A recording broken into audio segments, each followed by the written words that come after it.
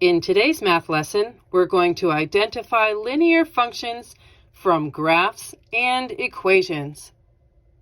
So you can determine if a function is linear by looking at either the graph or the equation. So let's go see what we need to find.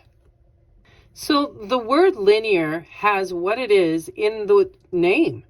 It says line as the first four letters of the word. So a lot of young people might even mispronounce this word to say linear, which actually kind of makes sense. But linear is what we say, and its graphs will be straight line graphs. That makes sense. For an equation, we can determine if it is linear based on what's happening with the x. The quick summary is that the x is very simple. And when I say simple, I mean that the x will have no exponents. The x will not be in the square root.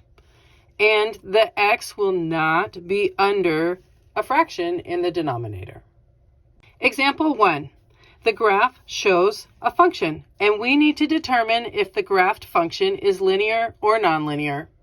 Well, we see very quickly that this function makes a straight line. And the definition in the introduction of what a linear function will look like on a graph is that it makes a straight line. So this is very clearly a linear function. There you go. Example 2. This graph shows a function, and we need to determine if the graphed function is linear or nonlinear. So we see very quickly that this graphed function is not a straight line. So therefore, from the definition in the introduction, we can quickly determine that this function is nonlinear. And there you go. Example 3. Is the function f of x equaling 5x plus 8 linear or nonlinear? Before we can answer that question, we need to discuss the 4 different parts of our function equation. First up is the 5. Any number that is in front of a letter is called a coefficient. Next is the letter. Whenever you have a letter in a function, in an equation, in an expression, that letter is formally referred to as the variable. Thirdly, we have the 8. So this number 8 does not have a letter, a variable attached to it. It is a simple number sitting here all by itself, plus 8. So a number that does not have a variable attached to it is called a constant. Last but not least, the 4th part of our function equation here is the exponent.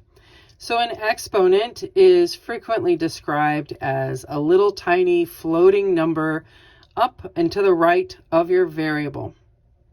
So we said here in our introduction that in order for an equation to be a function, that there can be no exponent on the variable. And that is accurate here. There is nothing up there. Technically, there is a 1. It is understood to be there, but it's invisible in that we don't have to announce its presence. So if there's not a visible exponent showing attached to that variable, then the answer is, hey, this function is linear. And there you go. Example 4. Is the function h of x equaling 3x squared plus x minus 9 linear or nonlinear? So we said in the introduction that if there is an exponent on the x, that this cannot be linear. Well, I have 2 x's in this particular function. That's true. We have 2 of them. However, the rule still stands. If there is an exponent anywhere, and there is, that this cannot be linear, because we said no, there cannot be any exponents on the variable, and there it is. Therefore, this function is nonlinear, and there you go.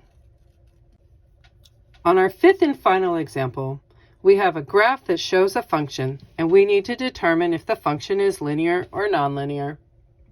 So to some people, this is a very clearly nonlinear situation. There's a bend right here.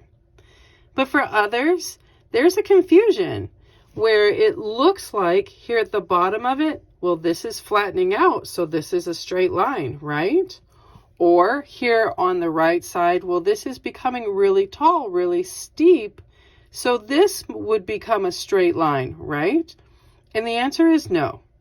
This is very clearly a curve and therefore not a straight line. So that means that this particular function is nonlinear. And there you go.